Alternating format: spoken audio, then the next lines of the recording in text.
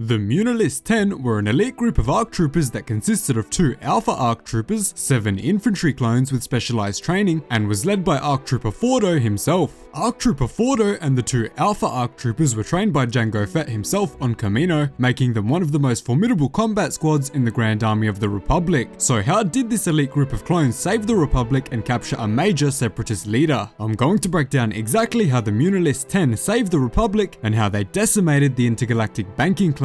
Before we get into it, remember to smash the subscribe button down below for more incredible Star Wars lore content. At the moment, a whole 69% of you are unsubscribed, so remember to hit the big red button if you enjoy the video. The first mission for the Muunilist 10 came when they were deployed to the planet Muunilist with the goal of destroying a separatist artillery cannon and capturing key officials from the intergalactic banking clan. They reported directly to General Obi-Wan Kenobi and were to keep him updated on the progress of the mission. The intergalactic banking clan were providing a significant amount of resources to the separatists, handing out funding for their war effort and funding the production of many warships to be used in the fight against the Republic. Chancellor Palpatine ordered the invasion of Muunilist because he believed that capturing the headquarters of the intergalactic banking clan would deal a major blow to the separatists and leave them unable to provide funding for the rest of the war. Because Palpatine was obviously playing both sides of the war, this strategy was all part of his larger plan to end the Clone Wars and the Jedi Order later on. Despite some concerns from Master Yoda and Obi-Wan about whether or not he was ready, Anakin Skywalker was also appointed commander of the Republic Space Forces in the planet's orbit, finally giving him the military rank of commander. The Muunilist 10 were well known within the Grand Army of the Republic as the best of the best. Each trooper within this group was an elite combatant and was chosen because they had proven themselves in previous battles and conflicts. Because of this status, the Grand Army of the Republic was happy to provide any weapon or piece of equipment asked for by the group, allowing them to be one of the most fierce fighting forces on the battlefield. The standard clone troopers of the group carried DC-15A blaster rifles, which were requested because they were the weapon that the troopers were most comfortable with. Some of the ARC troopers of the group chose to use Westar M5 blaster rifles, while ARC Trooper Fordo carried his modified DC-17 hand blasters. On top of this, the group also carried thermal detonators, heat signature detectors, a PLX-1 portable missile launcher, and droid poppers to aid them in any of the elite combat missions they were given. So once you've heard the story of how the Muunilist 10 fared in the Battle of Muunilist, remember to leave a comment down below telling me who your favorite member is. As the Muunilist 10 were traveling towards their drop zone inside of a modified LAAT gunship, they were shot down by a B-1 battle droid with a rocket launcher, causing them to plunge towards the ground, where they eventually crash landed in Harnaden City, the capital of Muunilist. ARC Trooper Fordo,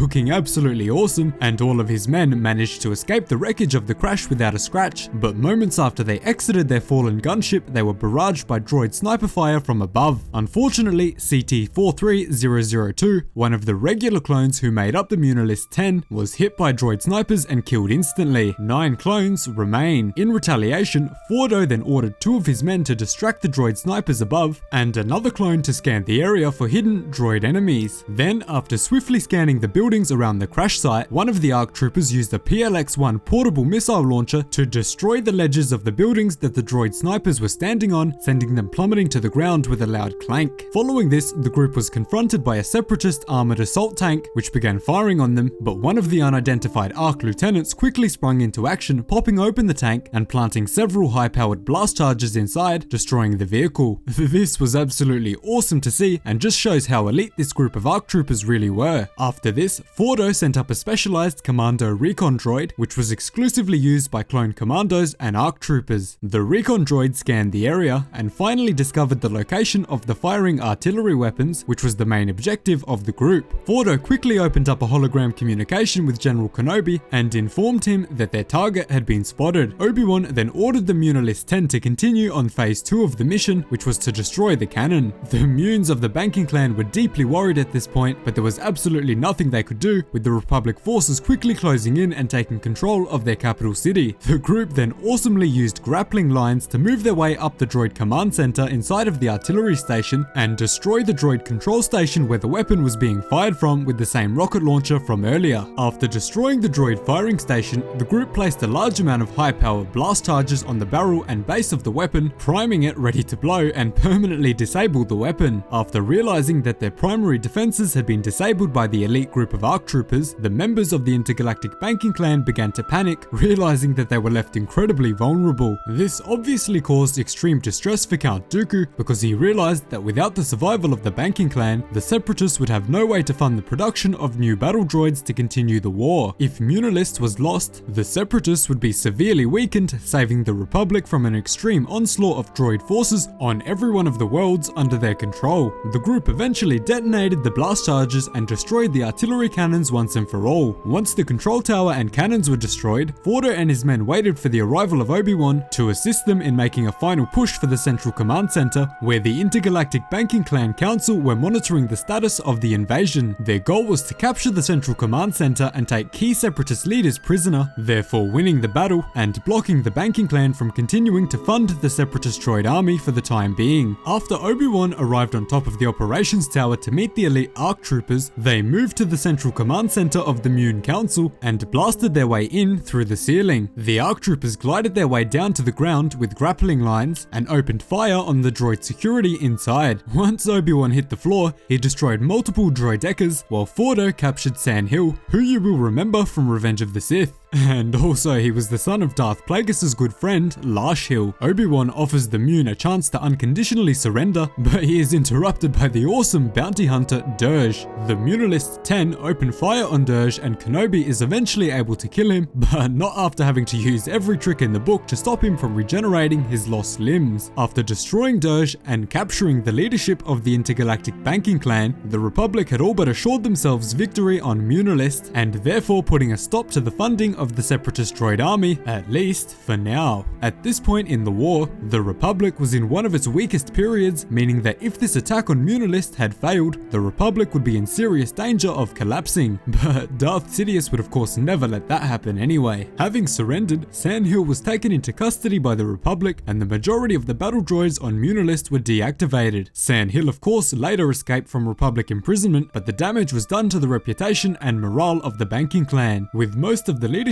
of the Banking Clan put on public trial, their allegiance to the Separatists became common knowledge, potentially endangering many deals and partnerships that were currently in the works. Because of his status as a wanted criminal within the Republic, Hill was not able to return to Muunilist immediately and was instead forced to roam the galaxy aboard General Grievous's ship with the rest of the Separatist Council, hoping to avoid capture and further imprisonment by the Republic and the Jedi. After making an incredible impact at the Battle of Muunilist and saving the Republic from the tight grip of the Muun Banking Clan, the group was sent to the planet Hypori to rescue surviving Jedi after the Battle of Hypori. Fordo and his men scanned for signs of life on the planet, eventually discovering that Ki-Adi-Mundi, who had been disarmed by General Grievous. Grievous was about to deal the killing blow to Ki-Adi-Mundi when Fordo and his men opened fire on him, ultimately saving his life. Unfortunately, many of Fordo's men were killed by Grievous during the mission, but the rescue of Ki-Adi-Mundi was ultimately a success. For his brave actions at the Battle of Muunilist, combined with his heroic rescue of Mundi on Hypori, Fordo was awarded the prestigious Mandalorian J-Guys. J-Guys were awarded for the most stunning acts of bravery during the war, an accolade that Captain Rex also achieved. So that is how the Muunilist 10 saved the Republic from the rapidly increasing droid production and expanding influence of the Separatist Alliance through capturing the leadership of the Intergalactic Banking Clan. Thanks so much for watching. Remember to hit the subscribe button down below and check out the Sith Holocron merch in the description and pinned comment for more awesome Star Wars lore content. Cheers guys, hope to see you in the next one.